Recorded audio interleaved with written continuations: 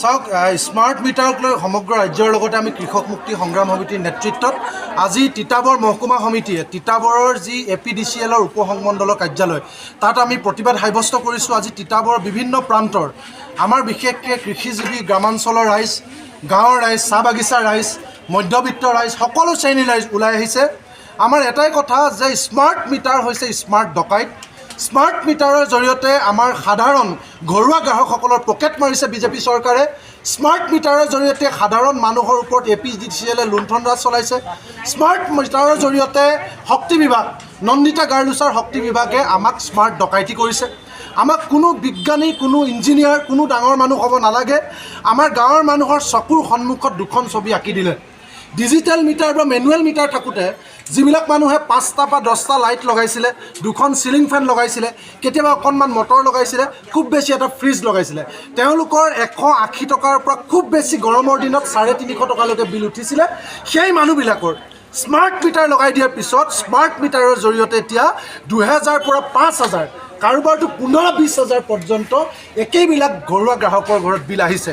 গতিকে এই কথা বতৰাবিলাকে সাংঘাতিক ধৰণে আমাক ক্ষোভিত কৰি ৰাখিছে। যিকোনো মুহূৰ্ততে আমাৰ কাৰেণ্ট কাটি দিয়া হয়, যিকোনো মুহূৰ্ততে তেওঁলোকে 400 টকা ফাইন লগায়। দিন নাই, ৰাতি নাই, কথা নাই। যিবিলাক তেওঁলোকৰ ক্ৰাইটেৰিয়া, এইবিলাক আমি না বুজি পাওঁ, না ডায়েগ্ৰামবিলাক বুজি পায়, না তেওঁলোকে সাধাৰণ গ্ৰাহকক বুজি পোৱাকৈ তেওঁলোকে যে সৰলীকৰণ কৰিছে, এইবিলাক একো নকৰে। খালি তেওঁলোকৰ কেৱল লুণ্ঠন। এই অফিচলৈ আহিলে কোনো সুদুত্তৰ নাপায়। মুখ্যমন্ত্ৰীগৰাকীয়ে যোনেই প্ৰশ্ন কৰে তেওঁৰ ঘৰত 2টা মিটাৰ লগাই দিম বুলি কয়। সেইগৰাকী মুখ্যমন্ত্ৰীয়ে অথচ ওলোটাকে তেওঁলোকে স্বীকাৰ কৰিছে যে যিটো মিটাৰ বেয়া বুলি তেওঁলোকে মেনুৱেল মিটাৰ আঁতৰাই দিছিলে, এতিয়া আকৌ স্মাৰ্ট মিটাৰ গুণাগুণ পৰীক্ষা কৰিবলৈ সেই মিটাৰটোকে তেওঁলোকে ব্যৱহাৰ কৰিছে। তাৰ পৰা এই কথাটো স্পষ্ট যে তেওঁলোকেই স্বীকাৰ কৰিছে যে আগৰ মিটাৰটোৱে ভাল আছিল, এতিয়া মিটাৰটো বেয়া। তাৰ দ্বিতীয়তে আপোনালোকে জানে গেজেট নটিফিকেশ্যনত স্পষ্টকৈ লিখিছে, এই নটিফিকেশ্যনখনত স্পষ্টকৈ লিখি দিছে যে all government office block level and above and industrial and commercial consumers shall be metered with smart meter with prepayment mode by December 23. কিন্তু অসমৰ 90% চৰকাৰী অফিচত এতিয়া স্মাৰ্ট মিটাৰ নাই। যি স্মাৰ্ট মিটাৰ ডিচেম্বৰ 2023ৰ ভিতৰত চৰকাৰী অফিচ, ডাঙৰ ডাঙৰ বাগান, ডাঙৰ ডাঙৰ মিলত লগাবলৈ আহিছিলে, ডাঙৰ ডাঙৰ মলত লগাবলৈ আহিছিলে, গোটেই অসমত আমি পৰীক্ষা কৰিছোঁ। 90% মানুহৰ এতিয়া ডাঙৰ ডাঙৰ বাগানবিলাকত স্মাৰ্ট মিটাৰ নাই, প্ৰিপেইড মুডত নাই। তেওঁলোকক আগতীয়াকৈ কাৰেণ্ট দি গোটেই মাহ বেপাৰ কৰি পিছত দিবৰ কাৰণে সুবিধা কৰি দিছে। কিন্তু গাঁৱৰ হাজিৰা কৰা BPL অৰুণোদয় পোৱা মানুহ, 1250 টকা অৰুণোদয় পোৱা মানুহক 3000 টকা আগতীয়াকৈ বিল লৈ লৈছে।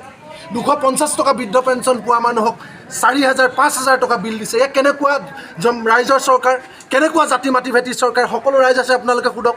এইবিলাক মানুহটো সকলো মানুহে এসময়ত বিজেপিক ছাপোৰ্ট কৰিছিলে, সকলো মানুহে অৰুণোদয় লৈছে, সকলো মানুহে আকৌ এবাৰ মোদী চৰকাৰ বুলি কৈছিলে। কিন্তু এই মানুহবিলাকে এতিয়া ভোট দি জিকোৱাৰ পিছত তেওঁলোকে এনেকুৱা ধৰণৰ লুণ্ঠন ৰাজ চলাইছে। যেতিয়া আমি প্ৰশ্ন কৰিবলৈ যাওঁ, তেওঁলোকে উল্টাই আমাক কয় যে নাই, ঠিকে আছে, মানুহবিলাক চোৰ, মানুহবিলাকে কাৰেণ্ট মিছ ইউজ কৰিছে। গতিকে এই গোটেই কথাটো আমি সম্পূৰ্ণৰূপে বিৰোধিতা কৰিছোঁ। আৰু কোনো কাৰণত আমি বৰ্ধিত হাৰত বিদ্যুতৰ মাচুল আমি মানি নলওঁ। আজি APDCL তিতাবৰ সংমণ্ডলক আমি 15 দিনৰ সময় বান্ধি দিছোঁ। যিবিলাক মিটাৰ ইতিমধ্যে লগোৱা হ'ল, সেই মিটাৰবিলাক খুলি তেওঁলোকে পুৰণা মিটাৰ লগাই দিয়ক। নহ'লে স্মাৰ্ট মিটাৰটোকে প্ৰিপেড আৰু পোষ্টপেড 2টা মুড আছে, পোষ্টপেড মুড কৰি দিয়ক, নতুবা আগৰ মিটাৰটো আমাক ঘূৰাই দিয়ক। যিটো মিটাৰক লৈ মানুহৰ ছেটিছফেকশ্যন আছে আৰু যিটো মিটাৰক লৈ অসন্তুষ্টি আছে, তেজ জুই খাইছে, সেই মিটাৰটো সলকাই দিয়ক, নহ'লে ৰাইজে সলকাই পেলাব। তেতিয়া আমাক ধাৰা দেখুৱাই লাভ নাই, তেতিয়া পাব্লিক প্ৰপাৰ্টি ডেমেজ কৰা বুলি কৈ লাভ নাই। ৰাইজে নিজেই খুলি অফিচত মিটাৰ দলিয়াই দিব। কিয় দলিয়াই নিদিব? গাঁৱৰ তেজ উৰি খোৱা বস্তু এটা মূৰৰ ওপৰত কিয় লগাই থাকিব? আমি ভোট দিছোঁ, কালি পৰহিলৈকে বিদ্যুৎ সেৱা আছিলে, ছাৰ্ভিচ আছিলে, এতিয়া বজাৰৰ হাতত মেলি দিছে।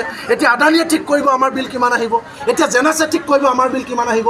ইয়াত APDCLৰ মানুহ ভোজ খাই বহি থাকিব, নন্দিতা গাৰ্লুছা শুই থাকিব, টোপনি যাব, হিমন্ত বিশ্ব শৰ্মাৰ নিজৰ সাম্প্ৰদায়িক ৰাজনীতি কৰি থাকিব, আমাৰ মাজত হিন্দু মুছলমানৰ কাজিয়া লগাই থাকিব, আমাৰ মাজত BJP কংগ্ৰেছ কাজিয়া লগাব, তেওঁৰ পত্নীয়ে বিঘাই বিঘাই মাটি কিনিব, আমাৰ মানুহক তেওঁলোকে লুটন দিব। এইটো কেতিয়াও নহ'ব। এইটো স্পষ্ট কথা।